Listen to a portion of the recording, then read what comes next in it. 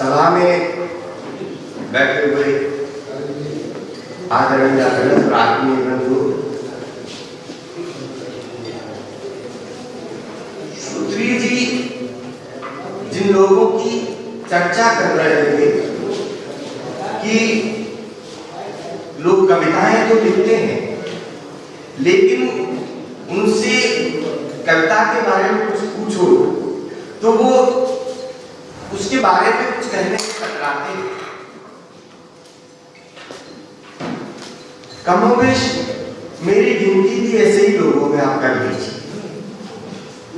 जब मुझे कहा गया तो मैं थोड़ा चिंतित हुआ और जब इस कार्यक्रम की आजादी के बारे में मैंने जाना तो मुझे लगा कि मेरे लिए यह भी एक विकल्प है कि मैं मंच पे जाकर ये कह दूं कि मैं जो कुछ भी कहता हूँ कविता में कहता हूँ, कविता के बारे में अलग से मैं कुछ कहना नहीं चाहता।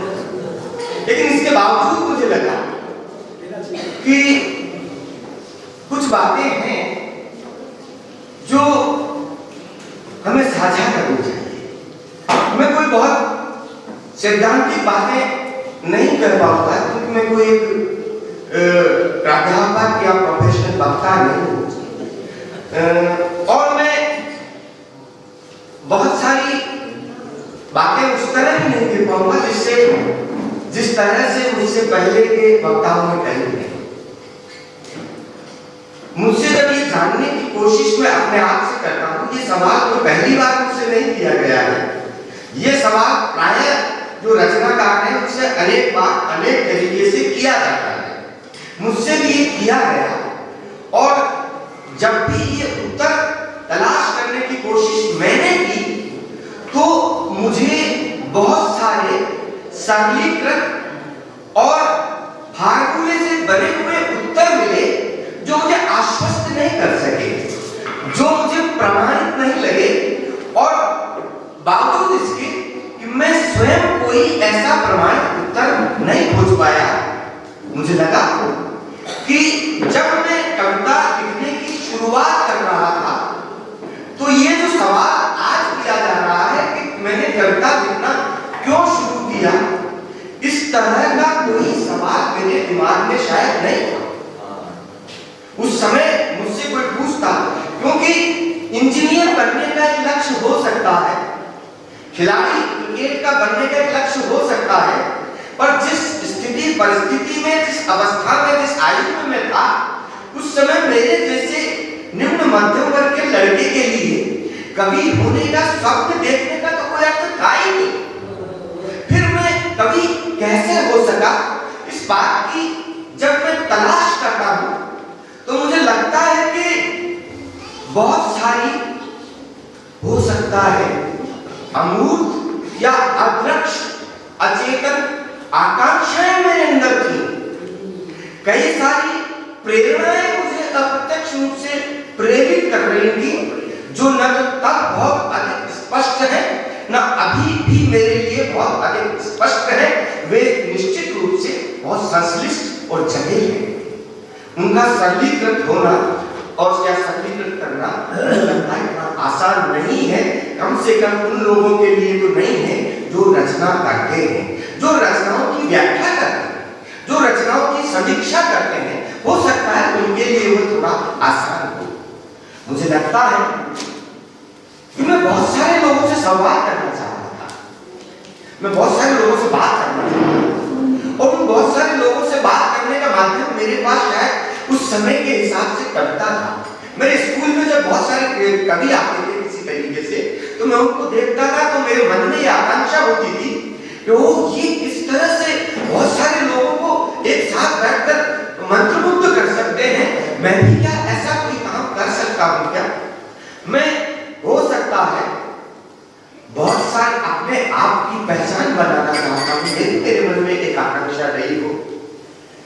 मैं बहुत सारे लोगों के संघर्ष में शामिल होना चाहता था लेकिन मेरी सीमाएं थी, मैं उसमें शामिल नहीं हो सकता था। हो सकता है उन लोगों के संघर्ष में शामिल होने की आकांक्षा जो मेरे चेतन में थी वो मुझे कविता ही कर ले गई। हो सकता है लेकिन मेरे पास उनकी दवा नहीं थी। तो मैं अगर दवा नहीं थी, लेकिन उनका हमदर्द तो हो सकता था। हो सकता है मुझे हमदर्द होने की आकांक्षा ने इस कविता की तरफ मुझे ले गए। मुझे एक दो प्रसंग और याद आते हैं।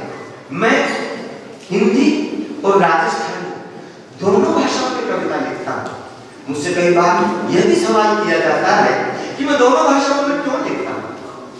मुझे लगता है कि मैं अपनी बात को सबसे प्रामाणिक तरीके से तब कह सकता हूँ जब मैं जिन लोगों के बीच में रहता हूँ, उनसे जो संवाद करता हूँ, उनसे मेरी संवेदनाओं का आदान प्रदान होता है, वो वास्तविक और प्रामाणिक हो, वो केवल किताबी न हो। तो मैं जब उनकी भाषा में उनसे बात करता हूँ, तो मैं उनकी बात को या उनकी संवेदनाओं को अपने अंदर ग्रहण कर पाता हूँ। तब मुझे लगता है कि मैं इनकी बात को रचनात्मक रूप से अभिव्यक्त करने के लिए यदि कोई सबसे अच्छा माध्यम है तो वही है जिस भाषा में ये लोग अगर कभी होते तो बात करते, तो मैं उस समय स्वयं कभी नहीं हो रहा होता हूँ, उनकी तरफ से कविता कर रहा होता हूँ। कई बार मुझे ऐसा लगता है कि इसलिए भी दो भाषाओं में कविता करता हूँ, राजस्थानी में भी कविता करता हूँ। मेरे जीवन में इन अचेतन जो दबाव है, इन दबावों का एक कारण बहुत बड़ा ये रहा कि मेरा प्रतियोगी परीक्षा में अधीनस्थ सेवाओं में चयन हुआ। अधीनस्थ सेवाओं में चयन होने के बाद जब मुझे तहसीलदार की नौकरी करने का ऑफर मिल गया था, उसके बाद अगले अटेम्प्ट में मुझे राज्य स्तरीय सेवा में भी मेरा चयन हो गया और मुझे अकाउंट्स की नौकरी करने का अवसर मिला, जो मुझे एक दर्जा ऊपर थी। मेरे सामने द्वंद्व था कि मैं उस ऊपर वाली नौकरी में जाऊं या इस नीचे वाली नौकरी में रहूं। और आप देखिए कि मैंने अपने जीवन के इतने बड़े निर्णय को मैं उस समय ये नहीं चाहता था कि मैं कविता की वजह से कहूं। मेरे मन में आकांक्षा थी कि मैं बहुत सारे लोगों से मिलना चाहता हूं, बहुत सारी जगहों पर जाना चाहता हूं, उन लोगों के जीवन को जानना चाहता हूं। इसलिए मैंने अकाउंट्स की नौकरी को छोड़कर अपनी जो सबऑर्डिनेट सर्विसेज की तहसीलदार सेवाएं थी उनको करना वाजिब समझा और सब छोड़ मैं जीवन भर उस नौकरी को करता रहा। मेरे जीवन में अनेक गांवों में जाने का मुझे अनुभव मिला, अनेक लोगों से मिलने का मुझे अनुभव मिला, अनेक लोगों से। और मुझे लगता है मेरी कविता को जितना मेरे स्वाध्याय ने और अपने अच्छे लेखों की सोबत ने समृद्ध किया, उतना ही मुझे उन लोगों के साथ अनुभव करने में समृद्ध किया। मेरी कविता की यदि कोई प्रामाणिकता हो सकती है, मेरी कविता का यदि कोई वास्तविकता हो सकती है, मुझे लगता है वे जो जैसा आचार्य जी ने कहा कि अपने जीवन के अनुभव का अन्वेषण करने की प्रक्रिया में वो मेरे लिए महत्वपूर्ण था। तो मुझे लगता है कि मैं उन्हीं अनुभवों के कारण कविता लिख सका। अभी भी मैं यही चाहता हूँ। अभी जैसा आचार्य जी ने कहा कि एक विकास की यात्रा में प्राकृतिक चयन से वैयक्तिक चयन की जो प्रक्रिया होती है, उस वैयक्तिक चयन की प्रक्रिया में मनुष्य की जिम्मेदारियां भी बढ़ती है।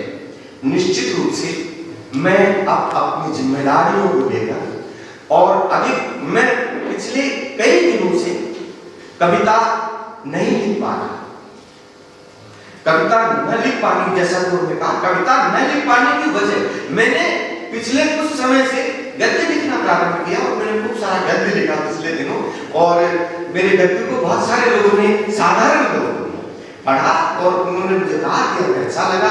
मुझे लगा कि मैं उनकी संवेदनाओं को साझा कर सकता हूँ, उनके जीवन को, धर्म को साझा कर सकता हूँ और मुझे उससे तसल्ली हुई। मुझे लगता है कि जो ये कठिन समय है, इस कठिन समय में जो हमारे सामने जिस तरह की स्थितियां हैं, उस स्थितियों में मेरे पास अब तक की जो अर्जित भाषा है, मेरे पास अब तक का जो अर्जित मुहावरा है, वो पर्याप्त नहीं है।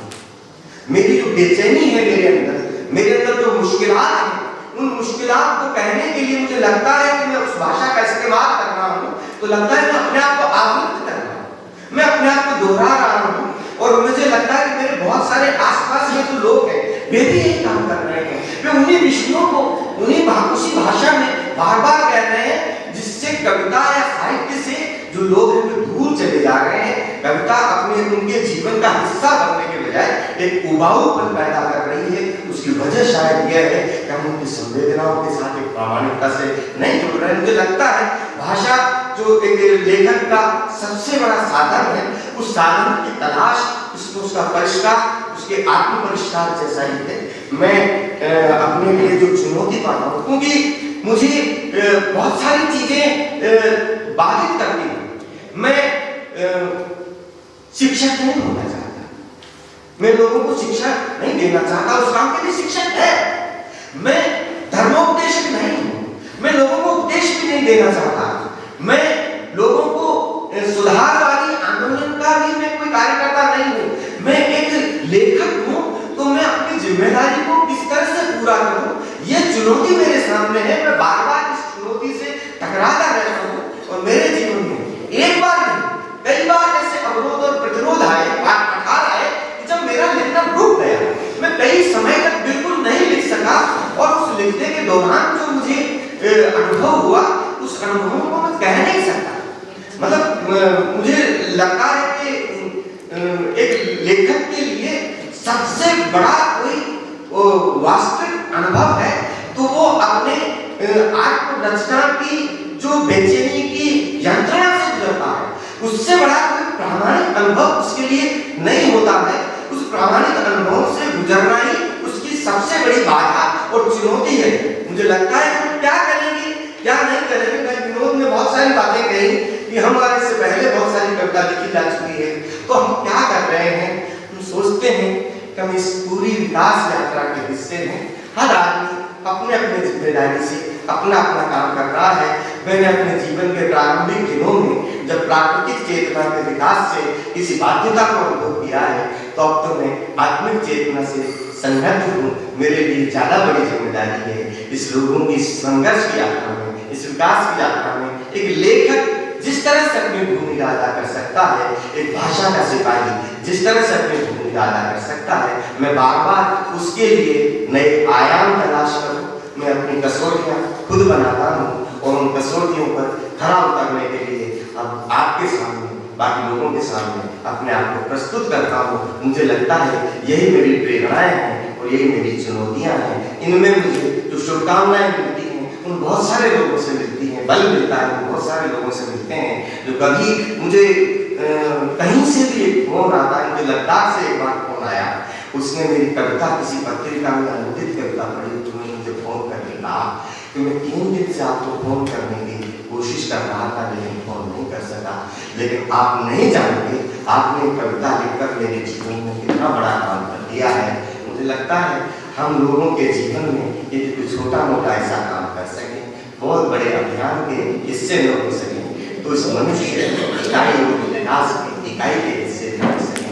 मुझे लगता है यही हमारा अनुतोष है, यही हमारा पारितोष है।